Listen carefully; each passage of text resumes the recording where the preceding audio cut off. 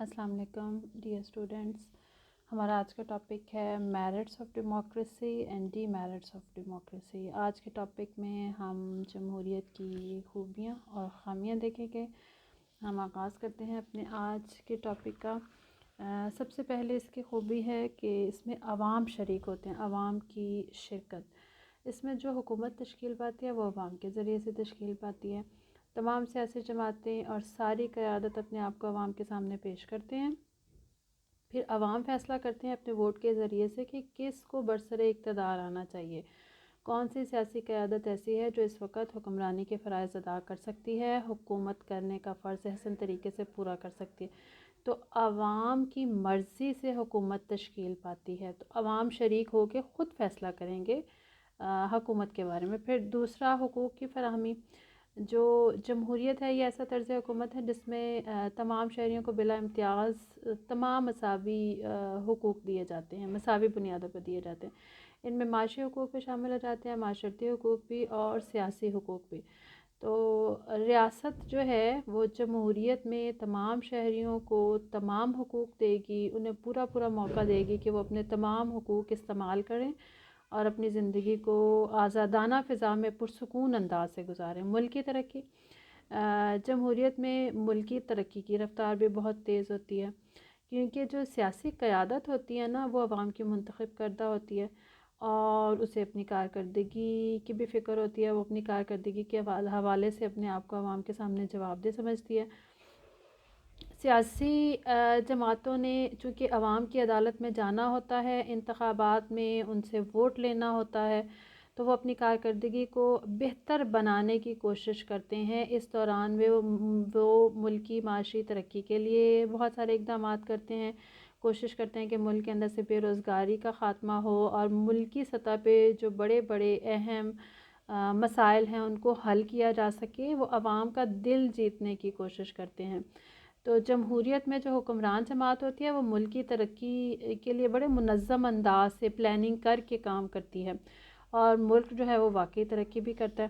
फिर जमहूरियत जो है इसमें सियासी शऊर में भी इजाफ़ा होता है। अवाम का जो सियासी शऊर है वो बढ़ता है। कैसे कि जो सियासी क़यादत काम कर रही होती है, लोग अपनी सियासी क़यादत को काम करते हुए ज़िम्मेदारियाँ निभाते हुए भी देख रहे होते हैं, उससे भी लोग सियासी शऊर हासिल करते हैं। फिर मीडिया भी आज़ाद होता है, मीडिया वो तमाम चीज़ें दिखा रहा होता है, मीडिया मालूमात फ़राहम कर रहा होता है। फिर कारकर्दगी के हवाले से मुख्तलिफ़ अहम इश्यूज़ के हवाले से जो दानिश्वर ख़वातीन और हज़रात हैं वो तज्ज़िया करते हैं, तज्ज़िया करने की मुकम्मल आज़ादी होती है इनको। तो ये तमाम चीज़ें जो हैं वो अवाम के सियासी शऊर में इजाफ़ा करती हैं। इन तमाम चीज़ों में क्या क्या चीज़ें मैं आपको एक दफ़ा फिर बता दूं कि लोग सियासी क़यादत को बराह रास्त काम करते हुए देख रहे होते हैं, मीडिया आज़ाद होता है, मीडिया उन तमाम चीज़ों को अवाम के सामने पेश कर रहा होता है, फिर उस पर तज्ज़िया होता है। तो इन तमाम चीज़ों से लोगों का सियासी शऊर बढ़ता है और फिर अवाम में मुल्की और बैनुल-अक़वामी जो मामलात हैं उनमें दिलचस्पी वो लेते हैं, शौक़ पैदा होता है, बहुत सारी चीज़ें वो सीख रहे होते हैं और इससे जो है वो जज्बा इत्तेहाद भी एक तरह से पैदा होता है।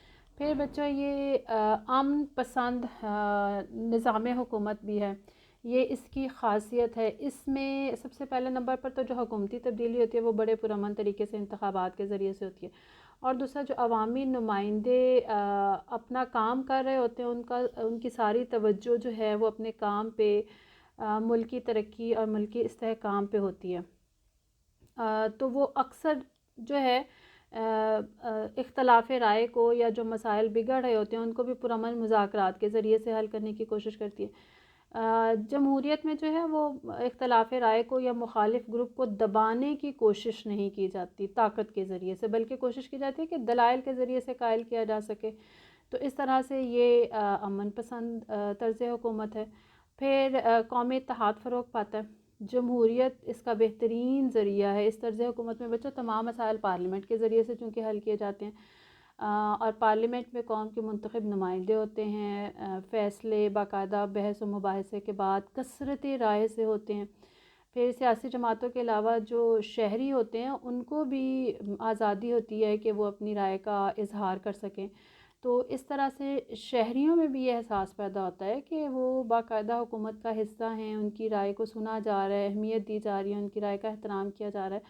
تو یہ تمام جو جذبات ہیں یہ قومی اتحاد کو فروغ دینے کا سبب بھی بنتے ہیں۔ پھر پرامن تبدیلی، جو جمہوری طرز حکومت ہے اس میں حکومتی تبدیلی جو ہے وہ بڑے پرامن طریقے سے ہوتی ہے۔ آئین کے تحت باقاعدہ مدت میعاد جو ہے وہ مقرر کر دی جاتی ہے کہ حکومت کتنے عرصے کے لیے ہوگی، 4 سال یا 5 سال۔ تو اس مدت کے بعد تمام سیاسی جماعتیں اپنے آپ کو ایک دفعہ پھر عوام کے سامنے پیش کرتی ہیں، پھر ان سے ووٹ کا مطالبہ کرتی ہیں، اور عوام جو ہے وہ پھر ووٹ کے ذریعے سے فیصلہ کرتے ہیں کہ اب کیا وہ موجود جو سیاسی قیادت تھی، سیاسی جماعت تھی، جو اکثریتی حکومت تھی، اس کی کارکردگی سے مطمئن ہے، اسی کو چاہتے ہیں یا کسی اور کو منتخب کرنا چاہتے ہیں۔ تو عوام جو ہے وہ فیصلہ کرتے ہیں کہ کس جماعت کو حکمرانی کا حق دیا جائے۔ پھر جو جماعت انتخابات میں اکثریت حاصل کر لیتی ہے وہ پھر اگلے 4 یا 5 سال کے لیے جتنا بھی آئین میں مدت میعاد کا تعین کیا جا چکا ہے، پھر وہ اتنے عرصے کے لیے پرامن طریقے سے اپنا کام کرتی ہے۔ تو جو حکومت کی تبدیلی ہے وہ بھی بڑے پرامن طریقے سے انتخابات کے ذریعے سے ہوتی ہے، اپنے مقررہ ٹائم پیریڈ کے بعد ہوتی ہے۔ پھر یہاں پر ہمیں تجربہ کار حکومت بھی نظر آتی ہے۔ یہ جمہوریت کے اندر تجربہ کار حکومت کس طرح سے ہوتی ہے کہ حکومتی امور جو چلائے جاتے ہیں، جو حکومت سازی کی جاتی ہے، اس میں باقاعدہ سینئر قیادت اور جونیئر قیادت ذمہ داریوں کے حوالے سے الگ الگ بھی ہوتی ہے۔ اس میں جو حکومت کے اہم ترین محکمے ہوتے ہیں وہ تجربہ کار لوگوں کے سپرد کیے جاتے ہیں، جبکہ جو جونیئر افراد ہوتے ہیں ان کو سینئر افراد کے ساتھ، جو سینئر قیادت ہے ان کے ساتھ منسلک کر دیا جاتا ہے۔ اس طرح سے وہ ان کو کام کرتے ہوئے، حکومت چلاتے ہوئے دیکھتے ہیں اور ان سے تجربہ حاصل کرتے ہیں، اور پھر جب وہ وزیر مقرر کیے جاتے ہیں یا ان کو سینئر وزراء کی حیثیت سے ذمہ داریاں، کام اور محکمے تفویض کیے جاتے ہیں تو وہ باقاعدہ تجربہ کار افراد ہوتے ہیں، انہوں نے وہ کام سیکھا ہوا ہوتا ہے اپنے سینئر سے اور زیادہ اچھی کارکردگی کا مظاہرہ کرتے ہیں۔ اسی طرح سے پالیسی میں تسلسل بھی نظر آتا ہے۔ جمہوری طرز حکومت میں باقاعدہ معینہ مدت بچوں جس کا آئین میں تعین کیا جا چکا ہے اس معین مدت کے لیے آتی ہے، اور جن ممالک کے اندر جمہوریت مضبوط بنیادوں پر استوار ہوتی ہے ان ممالک کے اندر حکومتی تشکیل کے بعد جب حکومت بن جاتی ہے اس کو پھر اس کی مدت کے دوران جب اس کو کام کرنے کا موقع دیا ہوا ہے، جس مدت کا تعین آئین میں کر دیا گیا ہے 4 سال یا 5 سال، جب وہ کام کر رہے ہیں ان کے کام کرنے کے دوران ان کی حکومت کو توڑنے کی یا گرانے کی ہرگز کوشش نہیں کی جاتی، کیونکہ لوگوں میں بھی سیاسی شعور ہوتا ہے، لوگوں میں برداشت بھی ہوتی ہے، اور پھر لوگوں کے رویوں میں بھی جمہوریت ہوتی ہے۔ وہ قیادت اور اداروں کو کارکردگی دکھانے کا موقع دیتے ہیں اور پھر وہ اپنا فیصلہ کرتے ہیں۔ تو حکومت جو ہے وہ اپنی مدت کے دوران جو ہے وہ بڑی بے فکری سے اپنا سارا کام کرتی ہے، پالیسیاں تشکیل دیتی ہے، پھر ان پالیسیوں پر عمل درآمد کرواتی ہے، تو اس سے جو ہے وہ ملکی استحکام میں بھی اضافہ ہوتا ہے اور ملکی ترقی کی رفتار بھی تیز ہو جاتی ہے۔ پھر اسی طرح سے یہ ذمہ دار طرز حکومت بھی ہے۔ ذمہ دار طرز حکومت اس طرح سے کہ جو اکثریتی جماعت ہوتی ہے وہ حکومت چلانے کی ذمہ دار ہوتی ہے، اور پارلیمنٹ جو ہے وہ ان کے دائرہ اختیار کو چیک کرنے کی مجاز ہوتی ہے، وہ کس طرح سے کام کر رہے ہیں، ان کا دائرہ اختیار کیا ہے۔ تو اس مقصد کے لیے باقاعدہ پارلیمنٹ میں حزب اختلاف قائم کی جاتی ہے، یعنی جس وقت الیکشن ہوتے ہیں ملک کے اندر اکثریت کے پاس حکومت جاتی ہے اور جو اقلیت ہوتی ہے وہ حزب اختلاف یا اپوزیشن بن جاتی ہے۔ اپوزیشن کا کام ہی ہوتا ہے کہ اس نے حکومت کو چیک کرنا ہے، اس نے اس کے دائرہ کار کو، ان کے اختیارات کو، ان کی کارکردگی کو چیک کرنا ہے۔ تو اپوزیشن جو ہے وہ حکومتی اراکین کی نگرانی کرتے ہیں، جو محکمے ان کو دیے گئے ہیں، جو فرائض ان کو سونپے گئے ہیں، اگر حکومت کی پالیسیاں جو ہیں وہ عوامی خواہشات کے مطابق ہیں، ملکی مفادات کے مطابق ہیں تو ٹھیک ہے، اور اگر ان کے برعکس ہیں تو پھر اپوزیشن جو ہے وہ ان سے جواب طلب کرتی ہے، ان کا احتساب کرتی ہے، تنقید کا نشانہ بناتی ہے، اور ان کے خلاف مختلف تحاریک بھی پیش کی جاتی ہیں تاکہ ان کا قبلہ درست رہے اور یہ اپنے کام کو احسن انداز سے انجام دیں۔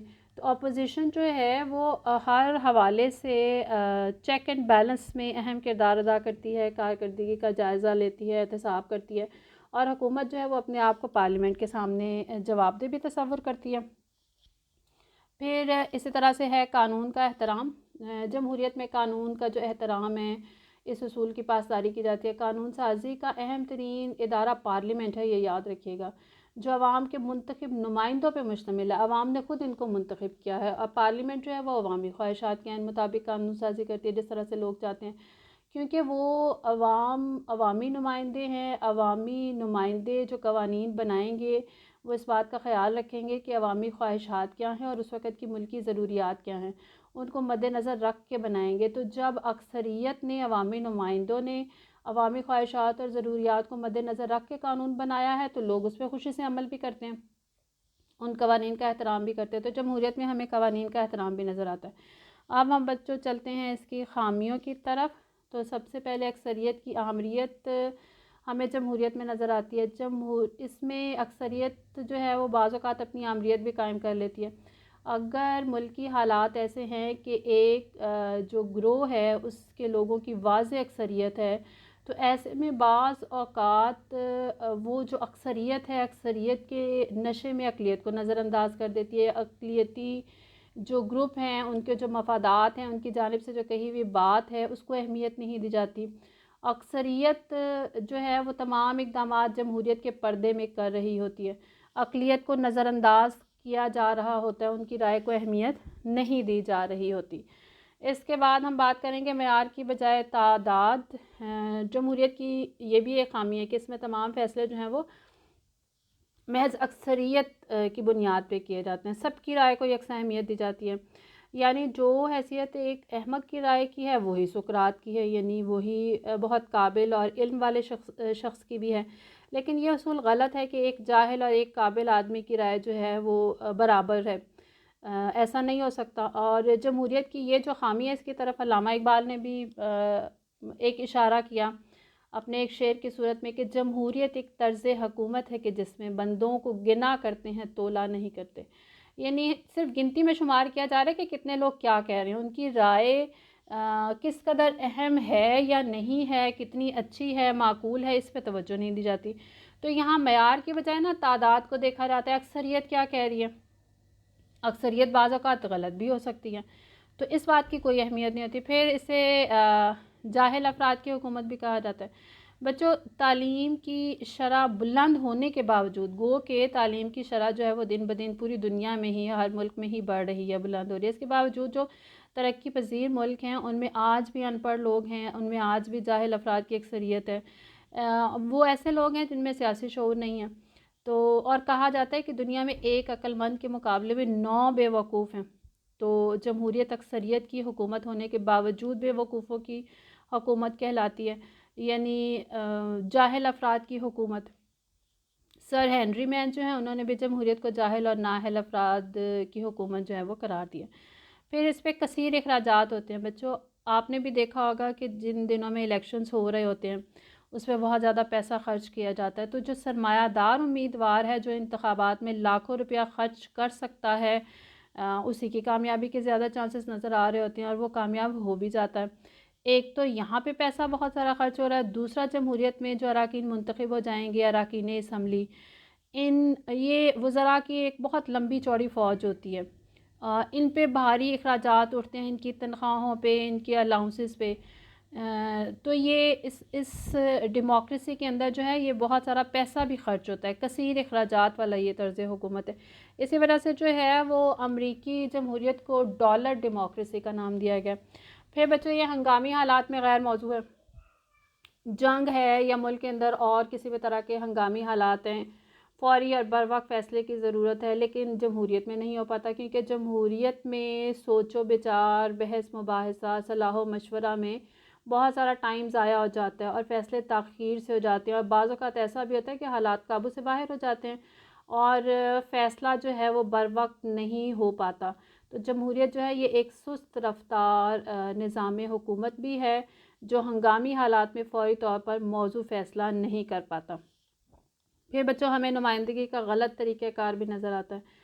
آپ کے سامنے ایک مثال میں نے رکھی ہے کہ اگر ملک میں انتخابات ہو رہے ہیں، کسی بھی انتخابی حلقے کے اندر، یہ دیکھیں A B اور C، یہ 3 لوگ انتخابات میں حصہ لیتے ہیں، اے کو 40 ووٹ ملتے ہیں جبکہ بی کو 35 اور سی کو 25، تو وہاں سے کامیاب قرار پائے گا جس کو 40 ووٹ ملے ہیں، کیونکہ دیکھنے میں سب سے زیادہ ووٹ اے کو ملے ہیں، جبکہ اسی اے کی مخالفت کر رہا ہے بی اور سی، یعنی 35 اور 25 ووٹ اس کی مخالفت میں آئے ہیں، حمایت میں 40 ووٹ آئے ہیں، تو کہا یہ جاتا ہے کہ یہ نمائندگی کا غلط طریقہ ہے۔ صحیح نمائندگی اس وقت ہوگی جب مختلف طبقات اور مختلف مفادات سے تعلق رکھنے والے لوگوں کو مقننہ میں ان کی جو عددی اکثریت ہے، یعنی جتنی تعداد میں وہ موجود ہیں اس کے مطابق نمائندگی ملے۔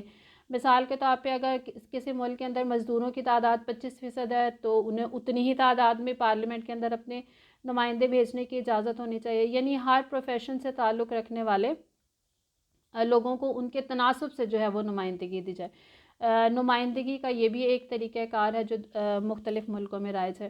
پھر اس کے علاوہ اسے مخصوص طبقے کی حکومت بھی کہا جاتا ہے، کیونکہ اس میں ہر کوئی انتخاب میں حصہ نہیں لے سکتا، یہ ایک حقیقت ہے، کیونکہ انتخابات جو ہیں اس میں سرمایہ بہت سارا چاہیے۔ امیدوار جس انتخابی حلقے سے انتخاب لڑ رہا ہے اس نے گلی گلی کوچے کوچے اپنی انتخابی مہم چلانی ہے، پھر اس کو کارکنوں کی کثیر تعداد کی ضرورت ہے، اس نے پبلسٹی کرنی ہے، پھر ٹرانسپورٹیشن پہ وسیع اخراجات ہیں جو کہ ایک عام آدمی کے بس کی بات نہیں ہے۔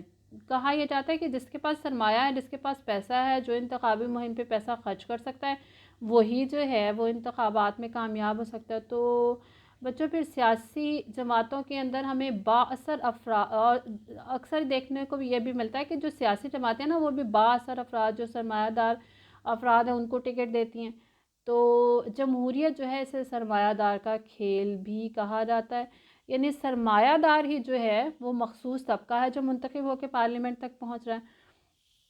پھر اسے غیر مستحکم حکومت بھی کہا جاتا ہے کہ جو مختلف سیاسی جماعتیں ہیں ان کے درمیان چپکلش جاری رہتی ہے، اور ان کی چپکلش جو ہے وہ ملکی استحکام کے لیے نقصان دہ ثابت ہوتی ہے۔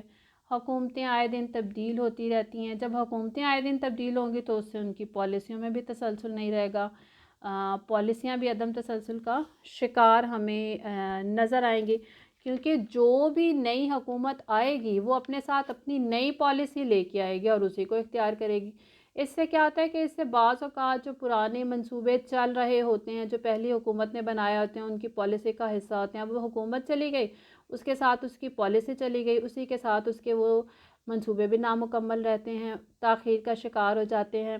اور اس سے نقصان کیا ہوتا ہے کہ ان منصوبوں کے اندر جو اس وقت وسائل استعمال ہو رہے ہوتے ہیں، جو پیسہ یا جو ملکی سرمایہ استعمال ہو رہا ہوتا ہے وہ سب کا ہوتا ہے، وہ ضائع ہو رہا ہوتا ہے۔ پھر اس میں غلط قیادت بھی منتخب ہو جاتی ہے۔ وہ کیسے کہ بچوں دور حاضر میں جو ملکی مسائل ہیں، سیاسی مسائل ہیں، وہ بعض اوقات عام آدمی نہیں سمجھ سکتا۔ پھر انتخابات کے دوران، انتخابات کے دنوں میں جو ایسے سیاستدان ہیں جو بہت اچھا بول سکتے ہیں، بہت تیز ہیں، بہت چالاک ہیں، بہت اچھی تقاریر کر سکتے ہیں، لچھے دار گفتگو کر سکتے ہیں، وہ بڑے بڑے دعوے کرتے ہیں، وہ بڑی بڑی باتیں کرتے ہیں، اور اگر ان کے سامنے عوام سادہ لو ہے، معصوم ہے، تو وہ ان کی باتوں میں آ جاتے ہیں، ان کی باتوں میں آ کے وہ ان کو منتخب کر لیتے ہیں، وہ کامیاب ہو کے پارلیمنٹ میں چلے جاتے ہیں، اقتدار یا حکومت پہ فائز ہو جاتے ہیں، تو پھر وہ اقتدار کو اپنے مفادات کے لیے استعمال کرتے ہیں، اور عوام جو ہے وہ ویسے ہی محرومیوں کا شکار، مسائل کا شکار رہ جاتے ہیں۔ تو بعض اوقات سادہ لو عوام جو ہے وہ جوش جذبات میں غلط قیادت بھی منتخب کر لیتی ہے، جو اہل نہیں ہوتی، جو بظاہر دیکھنے میں اہل ہوتی ہے، سننے میں اہل ہوتی ہے، لیکن در حقیقت وہ اہل نہیں ہوتی۔ تو بچے یہ تھی اس کی خامیاں۔ پھر اس کے ساتھ اب ہم ایک چھوٹا سا ٹاپک دیکھ لیں گے، کیونکہ جمہوریت کے حوالے سے ہم کافی بات کر چکے ہیں، ہم نے اس کی اقسام بھی پڑھی، ہم نے اس کی خصوصیات کو بھی پڑھا، پھر اس کی خوبیاں اور خامیاں بھی پڑھی۔ تو اب ہم یہ دیکھیں گے کہ جمہوریت کو اگر کہیں پہ کامیاب کرنا ہے تو اس کے لیے کون کون سے ضروری ایلیمنٹس ہونا سوسائٹی کے اندر، اسٹیٹ کے اندر ضروری ہے، کن شرائط پہ پورا اترنا ضروری ہے، تو پھر جو ہے وہ جمہوریت کامیاب ہو سکتی ہے۔ تو سب سے پہلے تو عوام تعلیم یافتہ ہوں، باشعور ہوں، اچھے اور برے میں تمیز رکھتے ہوں، انہیں سوجھ بوجھ ہو، اپنی سمجھداری استعمال کر سکیں، ملک کے اندر امن و امان ہونا چاہیے، پھر یہ جمہوریت جو ہے وہ کامیاب ہو سکتی ہے۔ اقتدار جو ہے وہ انتخابات کے ذریعے پرامن طریقے سے منتقل کیا جائے، جو معینہ مدت ہے جس کا تعین کیا جا چکا ہے، اور پھر انتخابات جو ہیں، انتخابات کے ذریعے سے پرامن تبدیلی آنی ہے، قیادت آنی ہے، حکومت تبدیل ہونی ہے، تو انتخابات آزادانہ، بغیر کسی دباؤ کے، منصفانہ طریقے سے کروائے جائیں، مقررہ مدت، مناسب وقفے جن کا آئین میں تعین کیا جا چکا ہے، مقررہ مدت جس کا آئین میں تعین کیا جا چکا ہے اس کے بعد ہوں۔ پھر قیادت جو ہے اس کے لیے بھی محب وطن، مخلص اور اہل ہونا بہت ضروری ہے، پھر جمہوریت کامیاب ہوگی۔ پھر اقلیت کے حقوق کا پوری طرح سے تحفظ ہو، اور پھر اقلیت کی جانب سے اگر اچھی آراء کا اظہار کیا جا رہا ہے، اگر ملکی ترقی اور سلامتی کے لیے مفید تجاویز دی جا رہی ہیں تو ان کا احترام کیا جانا بھی بہت ضروری ہے۔ اقلیت جو ہے معقول رویہ اختیار کرتے ہوئے اکثریت کا ساتھ دے، یعنی اکثریت کے نشے میں اقلیت کو نہیں کچلے گی، اور اقلیت جو ہے وہ تنقید برائے تنقید نہیں، تنقید برائے تعمیر کے ذریعے سے اکثریت کا ساتھ دے گی، حکومتی پالیسیوں پر عمل درآمد کو ممکن بنائے گی۔ پھر جمہوریت کامیاب ہوگی اگر عوام کے پاس بنیادی حقوق ہیں، وہ اپنی زندگی بنیادی حقوق کے مطابق گزاریں، انہیں تحریر اور تقریر کی آزادی ہے، بے جا پابندیاں نہیں ہیں، تنقید برداشت کی جائے، تنقید جو ہے وہ عوامی جانب سے بھی برداشت کی جائے اور سیاسی قیادت کی جانب سے بھی برداشت کی جائے۔ پھر حکومت کو کسی مخصوص گروہ یا طبقے کی نہیں بلکہ تمام عوام کی فلاح و بہبود کے لیے کام کرنا چاہیے۔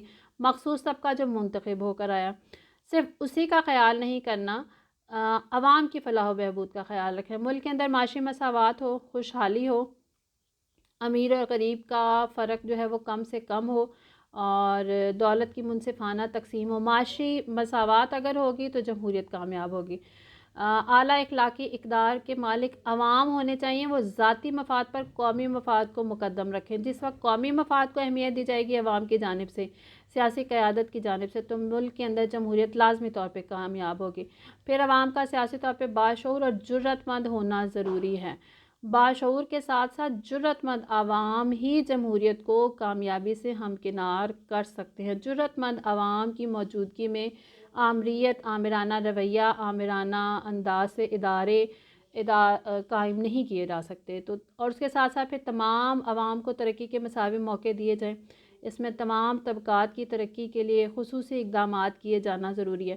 مقامی حکومتیں خود اختیاری کے ادارے کامیابی سے کام کر رہے ہوں، اختیارات کو نچلی سطح پہ منتقل کیا جائے، مقامی حکومت کے جو ادارے قائم کیے گئے ان کو اختیارات دیے جائیں تاکہ مقامی سطح کے مسائل کو حل کیا جا سکے اور عوام کو مطمئن کیا جا سکے۔ ملک کے اندر مخلص اور مؤثر سیاسی جماعتیں ہوں، سیاسی جماعتوں کا مخلص ہونا بہت ضروری ہے۔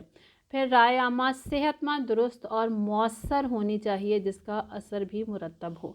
تو یہ وہ لوازمات ہیں جو ضروری ہیں جمہوریت کی کامیابی کے لیے۔ آپ بچوں چاہیں اگر سوال پوچھا جائے کہ جمہوریت کی کامیابی کے لیے ضروری لوازمات کو لکھیں تو آپ ان میں سے ہیڈنگز نکال کے ان کی وضاحت کر سکتے ہیں۔ وضاحت میں وہی تمام مٹیریل استعمال ہوگا جو آپ اس کی خوبیوں میں پڑھ چکے ہیں، جو آپ اس کی خصوصیات میں پڑھ چکے ہیں، تو وہاں سے مٹیریل استعمال ہوگا، یہاں سے آپ ان کو چیدہ ہیڈنگز یا پوائنٹ کی شکل دے سکتے ہیں۔ آج کا ٹاپک اتنا ہی تھا، کل انشاءاللہ نئے ٹاپک کے ساتھ اپنی کلاس کا آغاز کریں گے، تب تک کے لیے اللہ حافظ۔